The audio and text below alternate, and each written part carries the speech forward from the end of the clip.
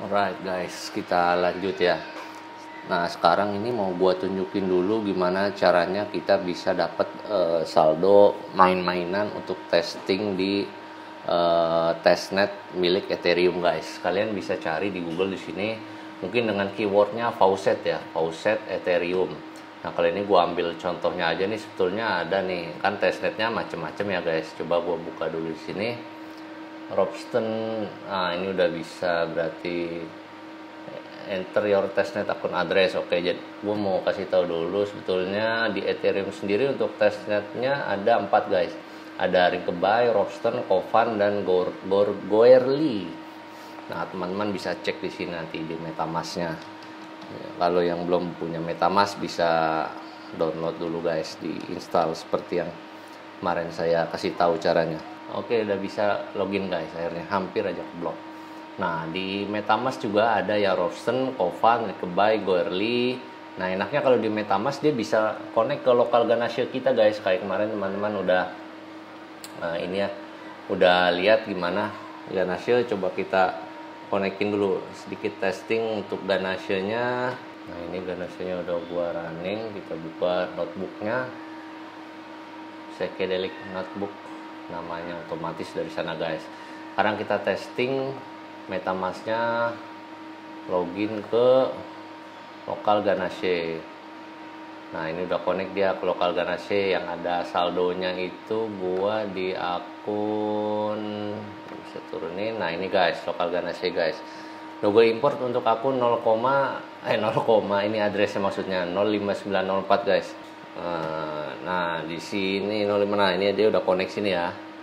Kan teman-teman lihat di sini saldonya sama. Dan juga di sini kita bisa manage sebetulnya sih. Kayak akun detail paling nggak kita bisa lihat inilah, bisa lihat private key-nya, export private key. Type your MetaMask password. Nah, ini private key-nya bisa kita cek. Coba dilihat di sini. Ini juga bisa dilihat. Sama kan ya 3S18 tadi. Oke, sekarang langsung aja kita cobain untuk ini gue pakai network yang Ropsten ya, yang tadi ada saldonya Ropsten. Nah ini ada ya. Coba gue masukin ke MetaMask 3 guys. MetaMask 3 gue copy dulu addressnya. Kita buka yang tadi faucet.ropsten.be. Kita masukin send me test ether. This faucet drips 1 ether every 5 seconds. You can register test ETH transaction hash. Nah ini juga bisa kita cek TX hashnya guys, atau transaction hashnya.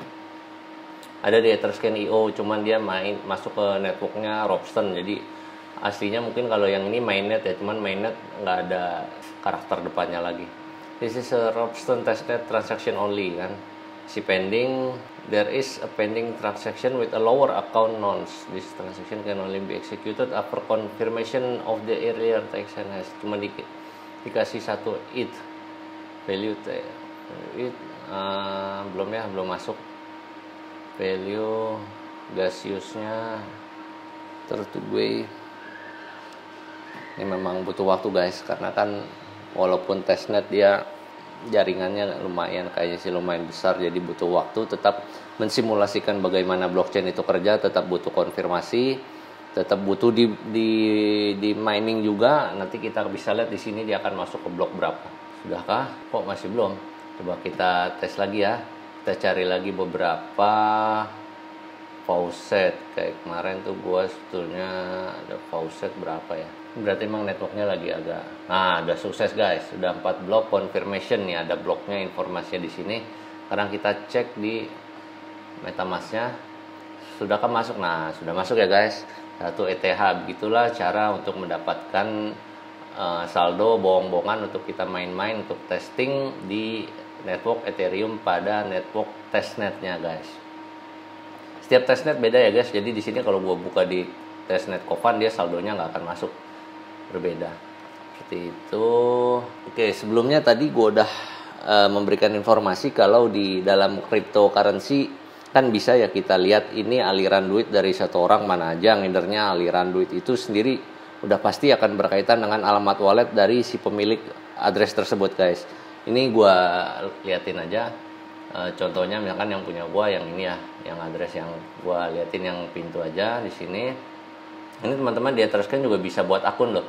Kalau misalkan teman-teman nanti ngikutin tutorial saya untuk membuat wallet address Ethereum sendiri, untuk memantaunya bisa pakai etherscan.io. Teman-teman bisa tinggal daftar aja, nanti tinggal dimasukin aja addressnya di daftar pantau. Nah ini kan teman-teman bisa lihat ya, transaksinya semuanya masuk kayak yang tadi awal-awal sudah saya jelaskan, nggak ada yang keluar karena ini masuk ke exchange ya. Gue emang nggak ada transaksi, jadi gue dapat masuk saldo dari itu miner, saya langsung gue jual aja gitu. Tapi sama si exchange-nya kayaknya masih tersimpan di sistemnya mereka ini. Mungkin hanya ada permainan di interface, di UI di Android ya, yang gue pakai di situ sih udah nol, tapi rupanya kalau dicek di Etherscan masih ada guys. Nah gue nggak tahu aslinya gimana, apakah memang masih ada atau enggak ya, gue kurang tahu juga. Kemudian di sini kan ada blok ya guys, berarti transaction hash ini itu masuk ke blok 122157993 guys. Nah ini kalau teman-teman perhatikan nanti sebetulnya di sini dia bisa banyak transaksi, nggak mesti hanya satu transaksi. Nah, di sini bisa teman-teman lihat transaction itu ada 275 transaction dan 130 kontrak internal transaction. Karena kan dari jenis walletnya aja beda ya guys. Ada wallet yang buat wallet yang biasa kita pakai dan ada kontrak. Yang lebih seperti itu. Block rewardnya juga kelihatan jelas. Angka reward difficulty-nya ini bisa kita lihat, size-nya dan macam extra data. Ini juga masih bisa kita buka lagi. Ada hash. Nah ini yang saya bilang ada parent hash guys. Jadi parent hash itu hash sebelumnya. Dan note saya juga, ini kalau mau lihat isi transaksinya tinggal diklik aja. Nah teman-teman bisa lihat ya. Jadi satu blok itu bisa mencakup banyak transaksi, yang nggak mesti hanya. Teman-teman bisa perhatikan di sini dari mana kemananya, Matic token, USD coin, Huobi coin, USD coin ya kan. Jadi satu blok tuh ya isinya informasi ini sebetulnya guys. Kita tuh nanemin blok itu sebetulnya bukan blok kita bayangin blok di tembok ya. Jadi blok tembok itu bata, kan kita ibaratkan bata ya, ini batanya apa sih namanya? Kombinasinya ya, bahan bakunya ya ini si transaksi hash, transaksi beberapa transaksi gitu, ratusan transaksi kan. Ya kalau akhirnya memang kita perhatikan di situ sepertinya tingkat privasi kita sedikit berkurang ya guys, karena orang bisa lihat berapa jumlah saldo kita gitu kan. Teman-teman perhatikan di sini bisa ketahuan nih berapa jumlah saldo kita, kemana aja duit kita keluar, berapa besar transfernya, kemudian dari alamat yang ditransfer juga kita bisa telusuri lagi kemana aliran duitnya sebetulnya. Kalau misalkan ini dari contoh aja, karena saya masih belum ada transaksi untuk yang wallet yang ini ya. Kalau yang wallet yang lain ya mungkin nantilah saya ceritakan. Tapi justru di situ sebetulnya yang ingin dicapai dari penerapan blockchain melalui cryptocurrency-nya guys, adanya transparansi nih. Bayangkan ini kalau diterapkan pada level negara guys. Coba bayangkan negara kita seluruh transfer keuangan seperti ini transparan, semua orang bisa melihat, yang bisa gampang dengan mudah ya dilacak kemana para koruptor itu duitnya akan melaju guys. Walaupun demikian menurut gue sendiri kita nggak perlu sih terlalu khawatir banget masalah privacy di blockchain ini ya, karena kan teman-teman sudah kita bahas tadi di awal kalau dari sananya aja blockchain memang sudah diharden dengan kriptografi. Justru sebetulnya yang gua khawatirin itu seberapa aman provider dari wallet kita dalam menyimpan informasi krusial guys mengenai alamat wallet itu sendiri, terutama mengenai private key-nya ya. Karena kita tahu lah ya, berapa tahun yang lalu kan ini kasus yang cukup besar juga di mana NiceHash sempat kena hack. Saldo banyak orang hilang guys, lumayan serem ya. Berarti kan sedikit dipertanyakan tuh bagaimana si NiceHash mengelola private key dari para member-membernya guys. Oke, nah ini yang gua pakai ini guys, bimbingannya langsung dari Ethereum developernya, dokumentasi mengenai wallet yang dipergunakan di Ethereum network. Teman-teman bisa baca, nanti alamatnya ada di sini, nanti juga saya cantumkan di kolom deskripsi. Materi saya juga banyak mengambil dari sini guys, mungkin nggak semua saya bahas yang ada di sini ya, karena menurut gua cukup kompleks nih cerita-cerita yang mereka buat di sini. Banyak sekali, nanti teman-teman untuk lebih detailnya bisa baca sendiri biar lebih jelas. Ini ada key dan address. Nah ini nih kita perlu ketahui kalau Ethereum has two different types of accounts, guys. Ada EOA atau externally owned account dan contracts yang tadi kayak dilihat di mana ya? Di sini ya. Ini ada kontrak kan, ada beberapa kontrak. Kalau tadi kita back sedikit, nah informasinya ada 130 kontrak internal transaction. Jadi memang sistemnya si Ethereum network itu untuk walletnya ya tadi dijelaskan ada 2 kontrak itu. Nanti biasanya kalau teman-teman sering dengar ada smart contract. Nah, smart contract itu yang tadi saya sudah jelaskan juga, itu hanya berlaku di jaringan network Ethereum, guys. Smart contract itu sebenarnya addressnya mirip-mirip address wallet yang kita pakai, guys. Cuman masalah digital signaturnya aja beda. Nah, kalau misalkan EOA ini tadi digital signaturnya kan pakai private key ya. Pakai private key, sedangkan kalau kontrak nanti ada pakai contract code, guys. Kurang lebih seperti itu. Nah, ini kan EOA is established through digital private key, Ethereum address and digital signature. The private key are the heart of all user interaction with Ethereum, guys. In fact, account address are derived directly from private key. Itu berarti memang begitu ya cara kerjanya untuk menghasilkan public key, yaitu dari private key-nya. Kalau misalkan teman-teman sudah biasa main dengan RSA ya untuk SSL seperti SSL dan SSH ya, untuk SSH sorry. Itu kan kita nanti generate-nya private key-nya dulu, kemudian dapat public key-nya berapa. Ini determine also known as account. Private key are not used directly in Ethereum system in any way. Is not used directly. They are never transmit or stored on Ethereum. Nah, ini penting banget nih, guys. Jadi si Ethereum-nya juga paham benar ya bagaimana cara kerjanya. Yalah, nggak mungkin nggak paham gitu, guys. Berarti dia tuh nanti hanya menggunakan private key kita itu hanya di beberapa kondisi aja, dan itu pun di transfernya itu sangat secure, guys. Menurut dari dokumentasi ya, sangat secure, dan itu nggak akan di store sama sekali di informasinya pada blok, guys. Kalau teman-teman perhatikan di sini informasi yang di store di blok itu, ya hanya ini aja, paling alamat address dari wallet atau address dari ini kan Matic token nih, teman-teman bisa lihat address nih, contoh Matic token ini contoh address dari kontrak, guys, dari smart contract 0x, formatnya sama lah 256 bit juga. Ya, berarti untuk EOA yang biasa kita pakai ya, guys, kalau teman-teman buka wallet nih entah di aplikasi lokal seperti misalkan Pintu, Indodax, ataupun di luar seperti Binance, ada apa lagi namanya kemarin tuh yang biru-biru itu, ya itulah. Itu berarti rata-rata sih akan termasuk ke EOA ya, guys, atau externally owned account, bukan termasuk ke smart contract. Walaupun mungkin nanti ada yang masuk ke smart contract, tapi ketika mungkin mekanisme yang teman-teman ingin pergunakan itu berbeda, tidak seperti wallet normal ya. Biasanya kan kalau smart contract itu kan ada misalkan teman-teman mau swap poin atau seperti itulah, kurang lebih seperti itu. Kalau saya kurang seperti biasa, tolong tambahkan di kolom komentar nanti, guys, karena kita biar bisa belajar bersama ya. Nah, EOA ini juga mengusung hal yang sama, karena itu masih menggunakan private key sebagai kunci utama yang kita pegang, guys. Yang wajib kita lindungi jangan sampai terkonsumsi oleh publik ya. Ingat ya, jangan sampai terkonsumsi oleh publik, di mana tergenerate menggunakan metode asymmetric cryptography ya, guys.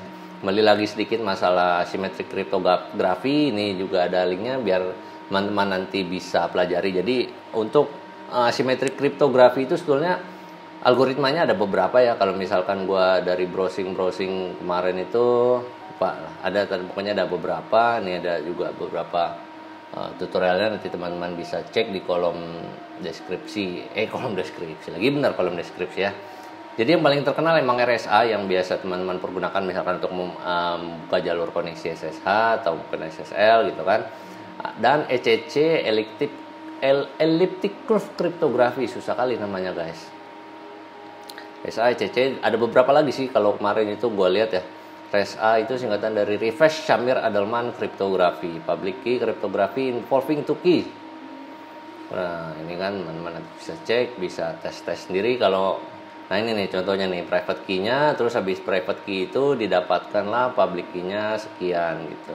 Jadi nggak kebalik ya, guys, yang di-generate bukan public key-nya dulu, tapi yang di-generate itu private key-nya terlebih dahulu. Oke, ini contohnya semua. Nah, ini untuk ECC, ini apa nih? Elliptic Curve DV Hellman Key Exchange. is also used for DV-Hellman key exchange. Nah, salah satunya kenapa? Oh ya, untuk informasi juga untuk si Ethereum ini mereka menggunakan cara generate-nya dengan ECC guys, atau menggunakan elliptic curve kriptografi, karena memang ini akan kita buka di sini di halaman wikinya. Si ECC ini memang sudah elliptic curve are applicable for key agreement digital signature. Nah, ini kan digital signature, hello sign, gambarnya seperti ini.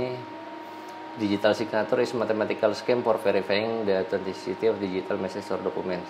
A valid digital signature where the requisites are satisfied given as. Nah, kurang lebih seperti itu lah guys. Bingung juga kita bacanya guys. Nah, untuk alamat yang biasa kita pakai taruh di mining software itu yang public key-nya ya guys ya, bukan yang private key-nya. Nah, di situ sebetulnya letak saya keraguan tadi menggunakan wallet yang biasa disediakan provider, karena private key-nya kan mereka yang nyimpen guys. Kayak tadi saya utarakan ya guys, kalau misalkan mereka naruhnya sembarangan, gak diproteksi lagi, ya itu bisa berbahaya sekali. Memang ya, kalau kita pakai private wallet yang kayak nanti kita mau buat sendiri nih, kalau kita masih aja teledor dengan penggunaan PC kita, masih menganggap remeh keamanan PC kita, misal kita nggak install antivirus, kemudian PC mining dipakai PC harian, sebetulnya nggak masalah sih, cuman harus dengan pengawasan yang ketat guys. Terus teman-teman buka website dan install software yang asal-asal download, nggak memperhatikan apa sumbernya, ya itu kan berbahaya sekali ya guys ya. Apalagi kalau software nih, kalau mereka nggak ada antivirus, kalau software ternyata nakal, itu bakal didiemin aja itu guys. Ataupun hal-hal lainnya.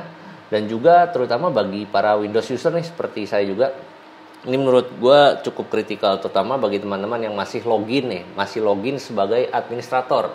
Ini perlu ditekankan guys, login sebagai user administrator itu perlu sekali sangat berhati-hati.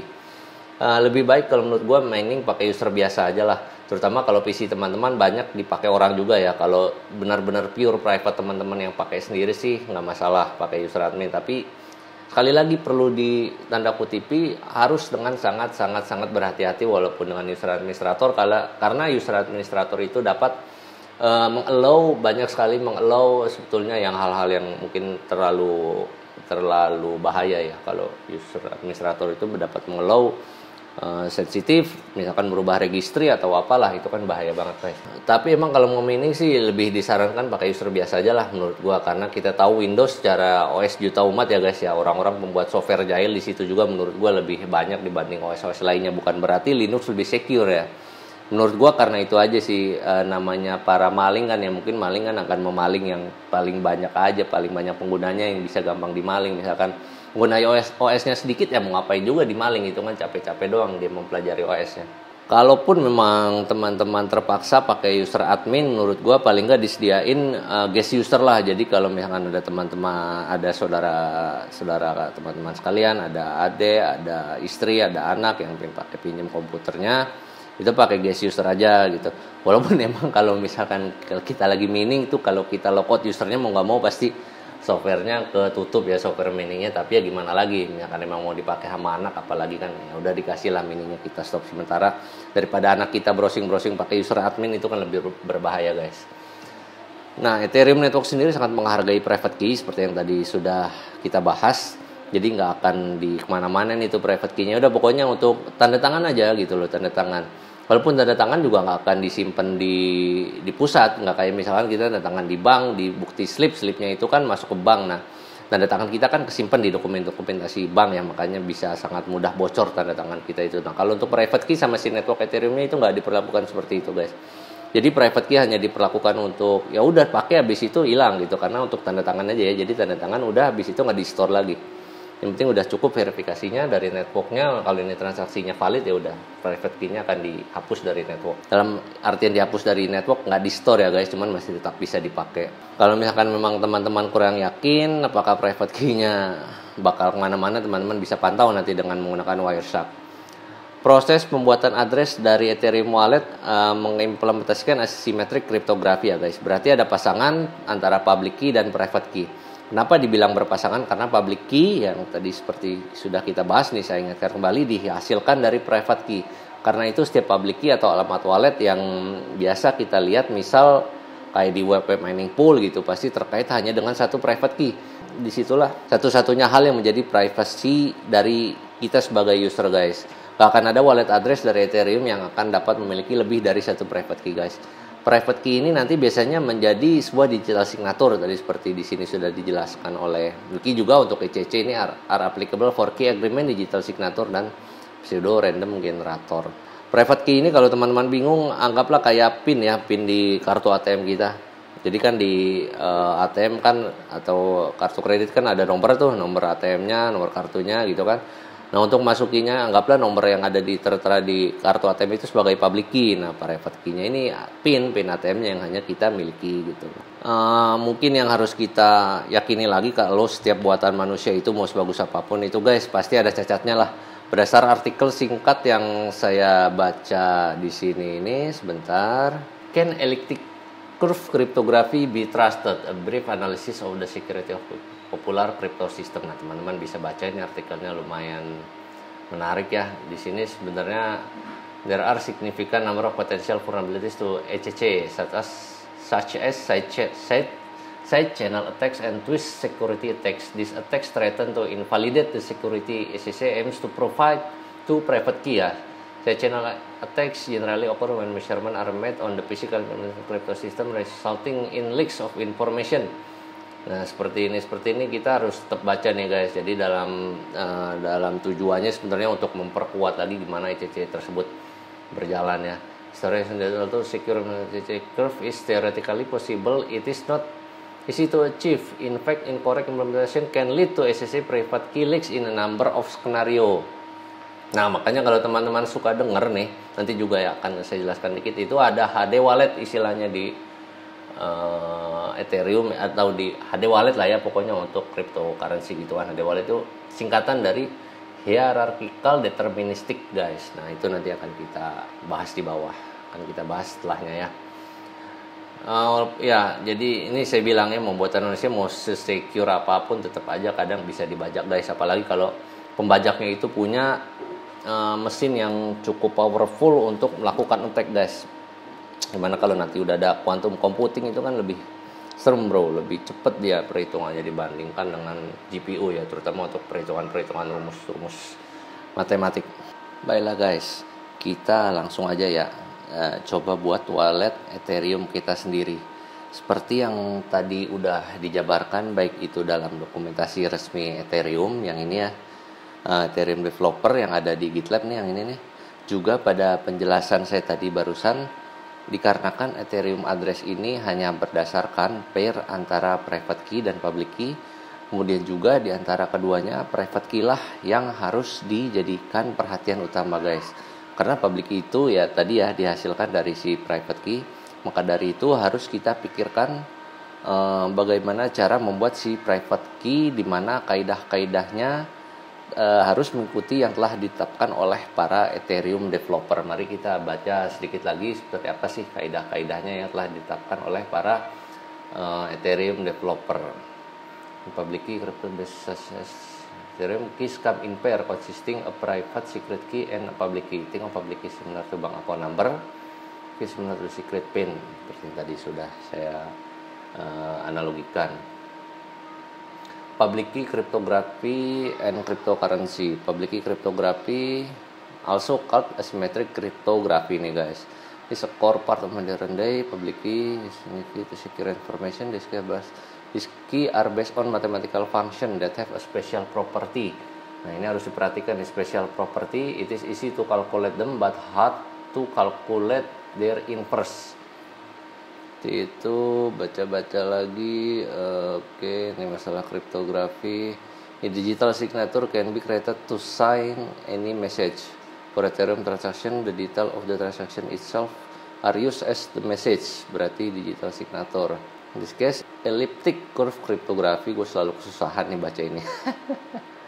When the transaction is sent to the Ethereum network in order to move fund or interact with smart contract, ya kan, with smart contract, it needs to be sent with a digital signature created with the private key corresponding to address in question. Berarti yang di sending itu ke networknya itu bukan private key, guys, tapi digital signaturnya. Berarti si private key itu nanti akan mengenerate digital signature yang mana nanti itu sangat terkait ya dengan private key-nya. Jadi setiap private key itu pasti akan menghasilkan digital signature yang berbeda, guys. Anyone can verify that a transaction is valid by checking the digital signature matches the transaction details and the Ethereum address to which address is being requested. The verification doesn't involve the private key at all, guys. Jadi tenang aja. Memang menurut gua sedikit abu-abu lah ya security di cryptocurrency ini ya, karena kita benar-benar hanya bergantung pada si private key ini. Dan mungkin bagaimana keamanan dari network jaringan kita sendiri. Karena itu usahakan setiap mau lakukan transaksi jangan berada di wifi yang terbuka, guys. There is no encryption as part of Ethereum protocol. All messages that are sent as part of the operation of Ethereum network can necessarily be read by everyone. Nah, makanya kalau misalkan teman-teman sedikit agak ragu juga ya kan, kalau misalkan kita mining itu bisa ada yang pakai protokol SSL ya, Secure Socket Layer, ataupun yang biasa. Itu waktu itu pernah saya bandingkan menggunakan Wireshark. Itu memang kalau mau sedikit lebih aman, di situ di networknya nggak bisa ngebaca wallet address kita, itu kita lebih baik pakai yang SSL daripada yang biasa. Kalau yang biasa nanti semua informasi di situ terlihat. Nah ini nih mengenai private key-nya. A private key is a simply number picked at random. Pick at random berarti simply number yang pick at random. Ownership and control of the private key is the root user. The private key is used to create signature ya, seperti yang tadi dijarakan di atas nih. Tip, the Ethereum private key is just number ya, berarti ingat di sini is just number, berarti nggak terlalu terikat dengan aturan khusus. To one way to pick your private key randomly is to simply use a coin, pencil, and paper toss a coin 256 times and you have binary digit of random private key and you can use in Ethereum wallet. Berarti sebenarnya di sini aturannya, guys, harus berpanjang 256 ya. Makanya tadi ada SHA 256 yang bisa dipergunakan karena dari namanya aja udah SHA, Secure Hash Algorithm 256, di mana hash-nya itu nanti akan dihasilkan sepanjang 256 bit. Oke, coba langsung kita tes aja. Berarti ini kita masuk ke cara pertama nih, guys. Cara pertama kita coba aja seperti yang tadi udah diutarakan oleh para developernya. Asal pick random number aja, yang penting dia akan menghasilkan sebanyak 256 bit. Kita masuk ke cara pertama. Di Python itu ada satu modul yang udah biasa terinstall. Di Python ada library namanya secret, guys. Import secret seperti biasa. Terus kita cek secrets ya, secrets token hex. Kita harus menghasilkan hex karena juga nanti sebetulnya ada aturannya lagi, ada pengecekannya lagi, dia harus berupa hex number, nggak bisa ngasal juga sebetulnya. Nah ini nih secret token hex, ini kan panjangnya, coba kita masukin ke variabel aja lah ya. Dia kan PK, bukan penjahat kelamin, guys, private key ini. Secrets token hex 32. Kita lihat PK-nya berapa nilainya. Oke, segini. Kita cek len PK itu 64 ya. Nah, kenapa tadi gua masukin di sini lennya 32 untuk menghasilkan sepanjang 64 karakter? Nah, teman-teman bisa cek di sini nih. Karena kita harus mengkonversikan dulu antara bit sama byte, atau ada S-nya bytes, itu kan nanti berbeda arti, guys. Ini kita coba cek tadi kalau gua masukin 32 25. Coba kalau salah ya, 256. Kalau 256 bagi 8, hasilnya 32. Ya simply gitulah, guys. Ini jaringannya gua lagi lemot banget nih. Karena kita kan ingin menghasilkan jumlah 256 bit ya, guys ya. Karena itu harus dimasukkannya si token hex ini parameter dari function dari modul secrets. Untuk function token hex ini mengambil parameternya ini dia byte satuannya. Jadi kita harus masukkan byte-nya 32, dimana kalau teman-teman lihat di sini 256 bit untuk menghasilkan byte kan harus dibagi 8 karena satu byte itu 8 bit, guys. Jadi hasilnya 32, kita masukkan 32 maka akan menghasilkan hex panjang 256 bit. Seperti itu, guys. Nah sekarang kita cek ya, primary key ini bener nggak kata si Ethereum developer itu kan bisa asal pakai. Sekarang kita cek di sini, kita masukkan aja ke MetaMask. Aduh, gue takutnya lemot ya di MetaMask-nya nih. Yap, bisa masuk MetaMask-nya. Sekarang cara kita tambahin dulu. Ada di sini import akun, guys. Ini kita pakai Rockstar Network ya. Ini select type-nya private key. bisa private key, bisa JSON file. Kita pakai private key. Tadi kita pastikan private key-nya yang sudah kita copy dari sini guys ya. Kita pakai yang mana ya? Pakai yang bawahnya aja lah, yang baru. Copy. Terus tadi buka MetaMask-nya. Kita tambahin dulu import account, private key, import.